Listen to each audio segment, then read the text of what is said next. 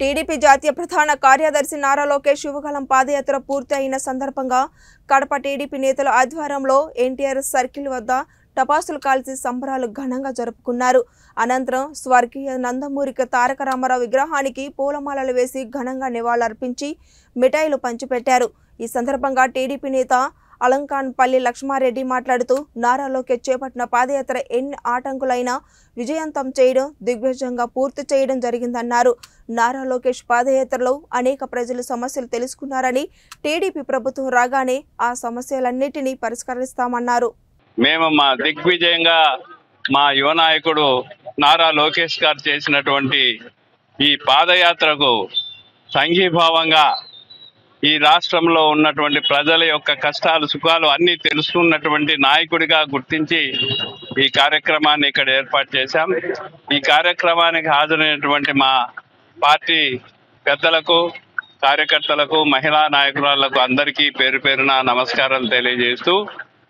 ముఖ్యంగా మా యువ నాయకుడు జనవరి 27వ తేదీ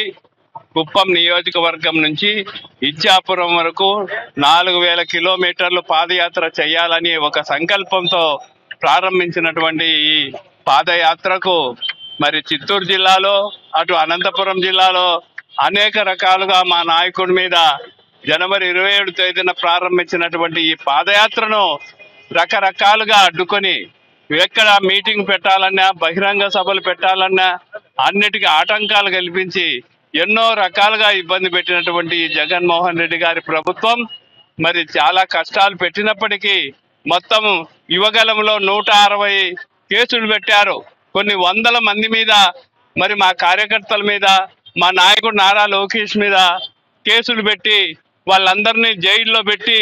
రకరకాలుగా హింసించినటువంటి ఈ జగన్మోహన్ రెడ్డి ప్రభుత్వానికి దగ్గర పడ్డాయి రోజులు. అలాగే మా నాయకుడు ఎటువంటి ముక్కలేని ఒక ధైర్యంతో, ఏ భయము లేకుండా అనేక రకాలుగా ఇబ్బందులు పెట్టినప్పటికీ మరి కడప, అనంతపురం మొత్తం 97 నియోజకవర్గాల్లో 3126 కిలోమీటర్లు నడిచి ఈ కార్యక్రమాన్ని జయప్రదం చేసి ఈరోజు మరి విశాఖపట్నంలో విజయోత్సవ సభను ఏర్పాటు చేసి మరి గొప్పగా ఈ రాష్ట్రంలో ఉన్నటువంటి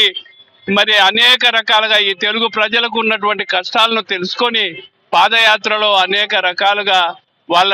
యొక్క మనోభావాలు, మహిళలకు ఉన్నటువంటి ఇబ్బందులు ఇవన్నీ కూడా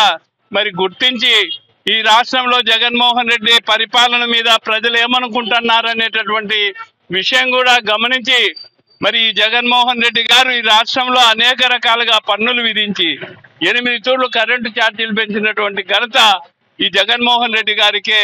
దక్కుతుంది. తల మీద 2 లక్షల చిల్లర అప్పు తెచ్చి అన్ని ఇబ్బందులు పెట్టినటువంటి ఈ జగన్మోహన్ రెడ్డిని సాగనంపేదానికి మా నాయకులు నారా చంద్రబాబు నాయుడు గారు, అలాగే యువ నాయకులు నారా లోకేష్ గారు, మరి మా పవన్ కళ్యాణ్ గారు, మరి పార్టీ పేరేమి జనసేన పార్టీ నాయకులు మన పవన్ కళ్యాణ్ గారి ఆధ్వర్యంలో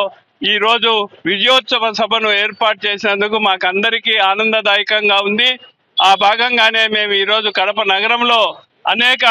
మరి కార్యకర్తలు పోయినటువంటి కార్యకర్తలంతా విజయోత్సవ సభను ఈరోజు ఇక్కడ స్వీట్లు పంచుకొని మేము జరుపుకున్నందుకు మా కార్యకర్తలకు అందరికీ ధన్యవాదాలు తెలియజేసుకుంటూ